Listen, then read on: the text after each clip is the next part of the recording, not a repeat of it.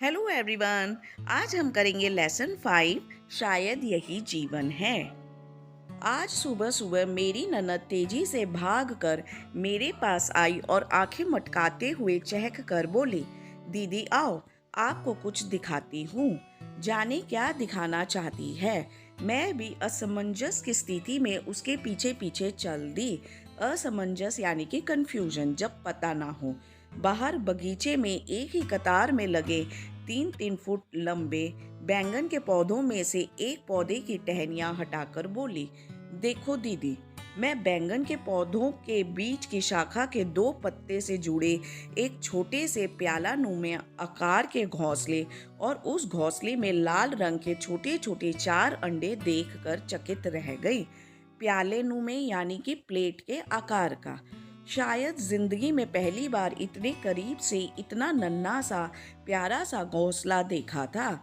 मैं उत्सुक थी यह जानने के लिए कि किस पक्षी ने तिनको मुलायम रेशों, रुई व ऊन से बुनकर और पत्तियों से सिलकर नीड़ का निर्माण किया है।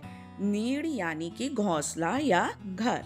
मैं उसकी दुनिया का हिस्सा बन जाना चाहती थी, इसलिए अब मेरी दुनिया ही परिवर्तित हो गई थी। परिवर्तित यानी कि चेंज। पहले जिन चीज़ों पर ध्यान केंद्रित करने का समयाभाव रहता था, समयाभाव यानी कि समय की कमी, अब केवल वही चीज़ें नज़र आ रही थी।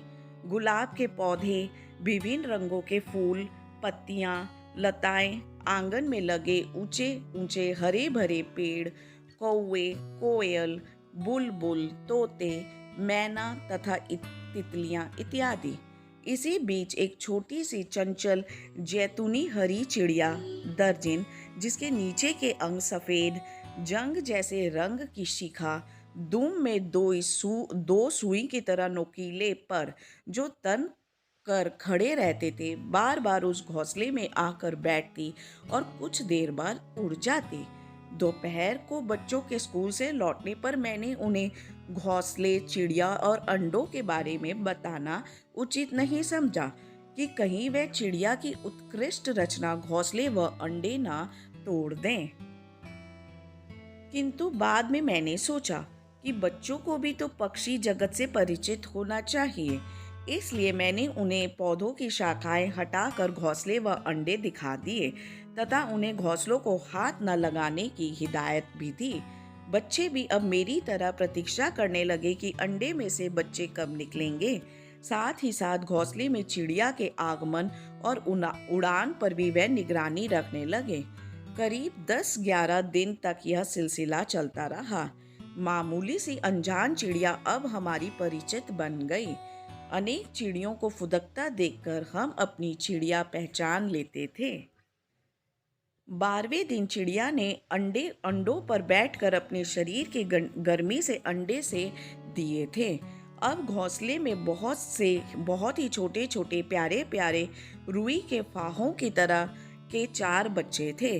उनको अपलक देखकर मैं फूली नहीं समा रही थी। मुझे अजीब सी खुशी हो रही थी। अगले दिन तक चारों की आंखें बंद थी। चारों आपस में जुड़े हुए अपनी अपनी खुली चोंच बार बार ऊपर की ओर उठा रहे थे, जैसे कि खाना मांग रहे हों। 3-4 दिन तक मैं लगातार उन्हें निहारती रही। वह हर समय अपनी खुली चोंच भोजन के लिए ऊपर ही किए रहते। चिड़िया माँ बार बार उड़ कर जाती, चोंच में छोटे छोटे कीड़े मकोड़े व मच्छर लाकर बच्चों के मुंह में डाल देती। चिड़िया किसी को सामने पाकर सीधा आकर घोंसले पर न बैठती, सबसे नीचे की शाखा पर फुदकते हुए अन्य शाखाओं से होती हुई घोंसलों के पास जा बैठती। रात को दबे पांव जाकर घोंसलों में बच्चों को चिड़िया के साथ निश्चिंत सोया देखकर मैं भी निश्चिंत होकर सो जाती। एक दिन दोपहर को मैंने घोंसला देखा तो दिल धक सा रह गया। घोंसले से जुड़े 2 पत्तों में से एक पत्ते के टूट जाने के कारण घोंसला दूसरे पत्ते के सहारे उल्टा लटक रहा था। घोंसले में से 2 बच्चे भी लटक रहे थे तो 2 नीचे मट्टी में अचेत अवस्था में गिरे पड़े थे। अचेत यानी कि जिन्हें होश ना हो। मैंने अपने पति, ननद और बच्चों की मदद से नीचे गिरे बच्चों को उठाकर प्लास्टिक के गोल डब्बे में रख दिया। एक पत्ते के अबलंब से लटक रहा घोंसला हाथ लगते ही पत्ते से अलग होकर हाथ में आ गया। मैंने घोंसले को भी उसी डब्बे में रख दिया। धूप बहुत तेज थी, इसलिए डब्बा भी उसी पौधे के नीचे छाया में रख दिया। चारों बच्चे खुली आंखों से मेरी गतिविधियों को देख जैसे मुझे धन्यवाद कर रहे थे। मैंने उन्हें रुई से पानी पिलाने का प्रयास किया, पर सब व्यर्थ, क्योंकि उन्हें ना तो खाना आता था और ना ही पीना। काफी देर बाद चिड़िया माँ बच्चों को डब्बे में तलाश कर उन्हें भोजन उपलब्ध करवा कर उड़ गई। संध्या होने को थी, मुझे रसोई घर में काम निपटाना था। साथ ही मन आशंकित था कि कोई चील या बिल्ली डब्बे में रखे बच्चों पर धावा न बोल दे। यदि डब्बा घर के भीतर लाती तो इनकी माँ इन्हें ढूंढती रहती। काफी सोच विचार के बाद मुझे घोंसले को पुनः शाखा पर बांधने का उपाय सूझा। अब मैंने 2 बच्चों को भी घोंसले में डालकर घोंसला उसी पौधे की सबसे ऊंची डाली पर एक पतली सी रस्सी से बांध दिया, ताकि मैं रसोई घर से उन पर निगरानी रख सकूं। पास के पौधों के पीछे छिप कर बैठी बिल्ली को देखकर मैं घबरा गई। मैंने बिल्ली को तो भगा दिया, किंतु उसका भय अभी भी टला नहीं था। इसलिए मैंने घोंसले की रस्सी खोलकर घोंसला उसी पौधे की सबसे ऊंची डाली पर फिर से बांध दिया। अब बच्चे सरल ध्वनियों से मानो पुनः मेरा शुक्रिया कर रहे हों और केवल दर्शक बने रहने व घोंसले से बाहर न फुदकने का वादा भी। आज मैं स्वयं को शौकिया पक्षी दर्शक से बढ़कर कुशल पक्षी विशेषज्ञ अनुभव कर रही थी। यानी कि शौकिया पक्षी दर्शक, यानी कि जो शौक से पक्षी देखते हैं। यह जो लेखिका है वो सोच रही थी कि वह शौक से पक्षी देखने वाले से कुशल पक्षी विशेषज्ञ यानी कि साइंटिस्ट बन चुकी है, और जैसे अब पक्षियों से आत्मीय संबंध स्थापित कर उनकी अंतरंग बातें भी समझने लगी हूँ, यानी कि अजीब बातें जो वह अपनी भाषा में करते थे। सांझ हो गई। चिड़िया माँ काफी देर से इधर उधर मंडरा कर घोंसला ढूंढ रही थी। बच्चों ने घोंसले से मुंह बाहर निकाल कर ची ची कर माँ से संपर्क स्थापित कर लिया। अब घंटा भर चिड़िया माँ द्वारा आहार ला कर बच्चों को खिलाने का क्रम जारी रहा। रात्रि में चिड़िया और बच्चे बिल्ली से सुरक्षित गहरी नींद में थे। सुबह सूर्योदय से पहले ही मैंने घोंसले में झांका तो पाया कि चिड़िया माँ घोंसले में नहीं थी। 3 बच्चे पंख फड़फड़ा कर फुर उड़ने की सूचना दे रहे थे। दोपहर तक तीनों उड़ भी गए थे, मुक्त जीवन जीने के लिए। अब घोंसले में केवल एक ही बच्चा रह गया था। छोटा होने के कारण शायद उड़ नहीं पाया था। रात भर मैं चैन की नींद नहीं सो पाई, क्योंकि आज उसकी माँ भी उसके पास नहीं थी। आज रविवार था, सभी घर में थे। आज चिड़िया का बच्चा घोंसले से बाहर आकर कभी घोंसले के ऊपर बैठता तो कभी पत्तों पर। शायद आज यह भी उड़ने की चाह में फुदक रहा था। इसी बीच उसकी माँ को उसके पास बैठा देख मन गदगद हो गया। मैंने कैमरे से चिड़िया के बच्चे के बहुत से चित्र लिए। मेरा बेटा और बेटी प्यार दुलार से बच्चों को स्टडी रूम में ले आए और खेलते रहे, फिर बाहर घोंसले में छोड़ आए। अब हम सभी अपने अपने कार्यों में व्यस्त हो गए। 2 घंटे बाद घोंसला खाली था। बच्चा उड़ गया था स्वच्छंद जीवन की चाह में। मैं बहुत उदास थी। तभी मेरे हाथों का स्पर्श करते हुए मेरी बेटी बोली, माँ कोई बात नहीं, वह चिड़िया का बच्चा उड़ गया तो क्या, मैं हूं ना, आपकी नन्ही सी चिड़िया आपके पास।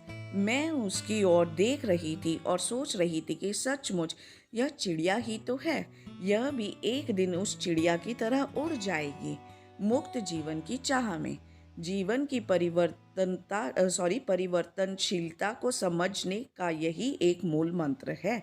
शायद यही जीवन है। तो बच्चों हम देख सकते हैं कि ये जो पाठ है शायद यही जीवन है, बहुत ही सुंदर पाठ है।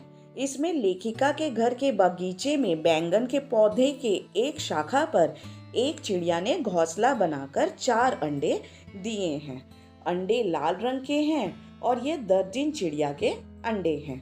लेखक अंडे देखकर चकित रह जाती है और उसे लगता है कि मानो उसकी जिंदगी ही बदल गई हो। अब वह इस घोंसले के बारे में जानकारी पाने के लिए हमेशा ही बहुत उत्सुक रहती है। यह जो दर्जन नामक चिड़िया है, यह जैतूनी हरे रंग की है और उसकी शिखा सफेद जंग जैसी है। वह बार बार घोंसले में आकर बैठती है और उड़ जाती है। इस घोंसले को बचाने के लिए लेखिका ने अपने बच्चों को इस घोंसले के बारे में बताया तथा उन्हें यह हिदायत भी दी कि वह इस घोंसले को कभी भी हाथ ना लगाएं। घोंसले के अंडों से 4 बच्चे निकल आते हैं और लेखिका और उसके बच्चे टकटकी लगाकर लगातार 3-4 दिन तक इसे देखते रहते हैं।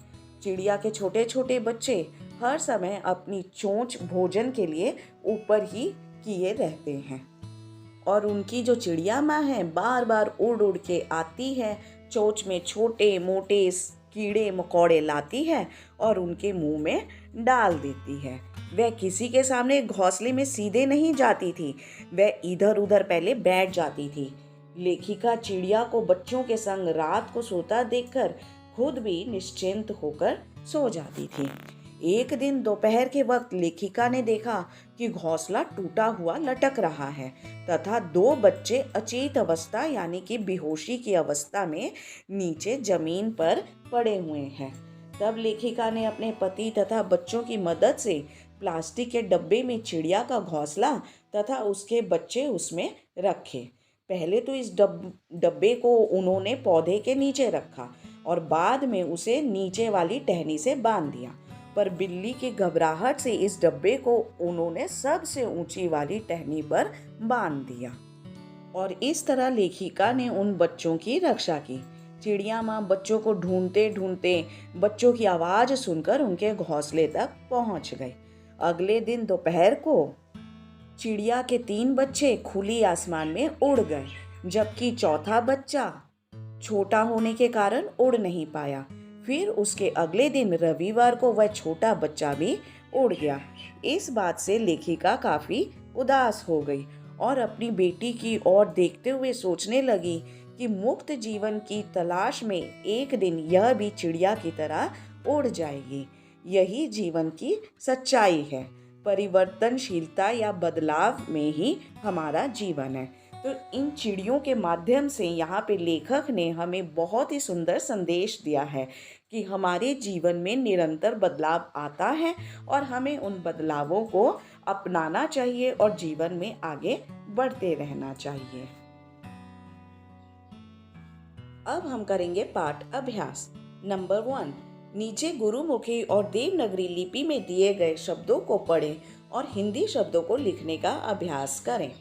बगीचा बगीचा, बैंगन बैंगन, अंडे अंडे, गतिविधियाँ गतिविधियाँ, संबंध संबंध, मूल मंत्र। नंबर 2। नीचे एक ही अर्थ के लिए पंजाबी और हिंदी भाषा में शब्द दिए गए हैं, इन्हें ध्यान से पढ़ें और हिंदी शब्दों को लिखें। वेड़ा आंगन, आंवला घोंसला, चुंज चोंच, इंतजार प्रतीक्षा, धन्यवाद धन्यवाद, भोजन आहार। नंबर 3। शब्दार्थ असमंजस, कुछ ना सूझना यानी कि समझ ना आना, समयाभाव, समय का अभाव या कमी, नीड घोंसला, निहारना प्यार से देखना, निश्चिंत बिना किसी चिंता के बेफिक्र, अचेत मूर्छित बेसुध होश ना होना, अवलंब सहारा, आशंकित शंका होना, अतरंग बातें पक्षी जगत की अंदरूनी व्यवहार। नंबर 4। इन प्रश्नों के उत्तर 1 या 2 वाक्यों में लिखें। Question number 1। लेखिका ने आंगन में क्या देखा? आंसर। लेखिका ने आंगन में चिड़िया का घोंसला देखा। क्वेश्चन नंबर 2, चिड़िया का रंग रूप कैसा था? आंसर, चिड़िया का रंग जैतूनी हरा, नीचे के अंग सफेद, जंग जैसे रंग की शिखा थी। क्वेश्चन नंबर 3, चिड़िया के कितने बच्चे थे? आंसर, चिड़िया के 4 बच्चे थे। क्वेश्चन नंबर 4, बच्चे भोजन की मांग किस प्रकार करते थे? आंसर, बच्चे अपनी खुली चोंच बार बार ऊपर की तरफ उठाकर भोजन की मांग करते थे। क्वेश्चन नंबर 5, घोंसला नीचे मिट्टी में कैसे गिर गया? आंसर, घोंसलों से जुड़े 2 पत्तों में से एक पत्ते के टूट जाने के कारण घोंसला नीचे मिट्टी में गिर गया।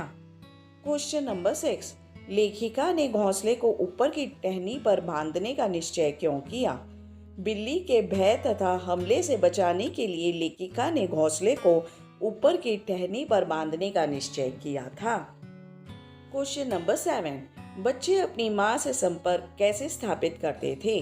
आंसर, बच्चे घोंसले से मुंह बाहर निकालकर ची ची कर अपनी माँ से संपर्क स्थापित करते थे। क्वेश्चन नंबर 8, 3 बच्चे मुक्त हो गए थे परंतु चौथा बच्चा क्यों नहीं मुक्त हो पाया? आंसर, चौथा बच्चा इसलिए मुक्त नहीं हो पाया क्योंकि वह तीनों से छोटा था। क्वेश्चन नंबर 9, लेखिका चौथे बच्चे के भी उड़ जाने पर उदास क्यों हो गई?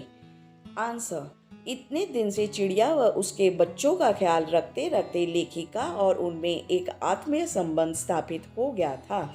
इसलिए जब चौथा बच्चा भी स्वतंत्र जीवन की तलाश में उड़ गया तो लेखिका को अपनी बेटी भी चिड़िया की तरह लगी और लगा कि वह भी एक दिन इसी तरह स्वतंत्र जीवन की तलाश में उड़ जाएगी। तब लेखिका उदास हो गई। क्वेश्चन नंबर 10, जीवन परिवर्तनशील है, इस तथ्य के बारे में आप कोई उदाहरण लिखो। आंसर, यह बात बिल्कुल सत्य है कि जीवन परिवर्तनशील है। परिवर्तनशीलता में ही जीवन है, क्योंकि स्थिर होने से जीवन रुक जाता है। जैसे बच्चे का जन्म होता है, वह पलता बढ़ता है, धीरे धीरे किशोर से बड़ा होता है, एक दिन युवक बनकर वह वृद्धावस्था की ओर बढ़ने लगता है। अब हम करेंगे नंबर 5, इन प्रश्नों के उत्तर 4 या 5 वाक्यों में लिखें। क्वेश्चन, चिड़िया, घोंसला, अंडे, बच्चे, इनके द्वारा जीवन की परिवर्तनशीलता उद्भासित होती है। क्या आपको मानव जीवन में भी ऐसी ही परिवर्तनशीलता दिखाई देती है? कोई 2 उदाहरण देकर समझाएं। उत्तर, हाँ, हमें मनुष्य के जीवन में भी ऐसी ही परिवर्तनशीलता दिखाई देती है। उदाहरण, जैसे माँ एक बच्चे को जन्म देती है, वह शिशु किशोरावस्था, युवा अवस्था, वृद्धावस्था में चला जाता है। नंबर बी, जीवन में सुख के बाद दुख और दुख के बाद सुखों का आना जाना लगा रहता है। क्वेश्चन नंबर 2, चिड़िया के बच्चों की प्रत्येक गतिविधि पक्षी जगत की स्वभावगत विशेषता को प्रकट करती है।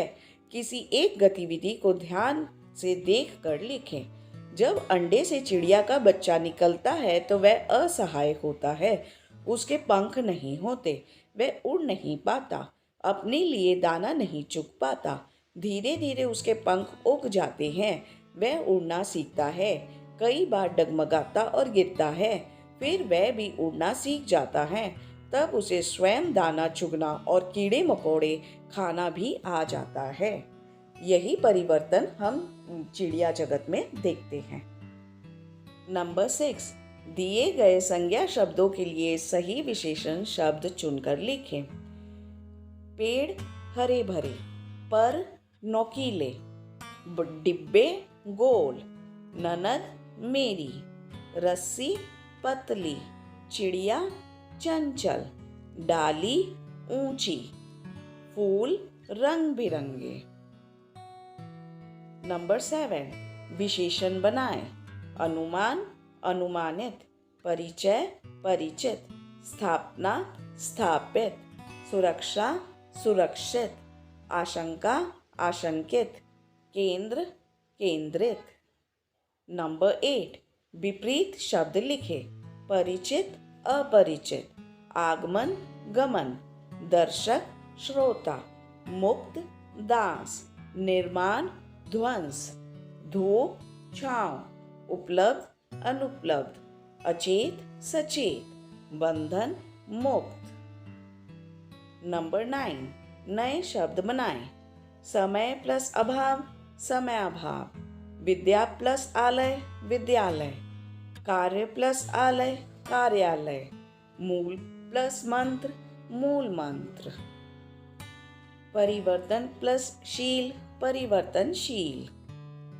नंबर 10, अनेक शब्दों के लिए एक शब्द लिखें। सूर्य का उदय होना सूर्योदय, देखने वाला दर्शक, समय का अभाव समय अभाव, जिसकी जानकारी हो चुकी हो परिचित ज्ञान, जिसकी जानकारी ना हो अपरिचित अज्ञात, पक्षी जगत की जानकारी रखने वाला पक्षीविद, बिना पलक झपकाए अपलक।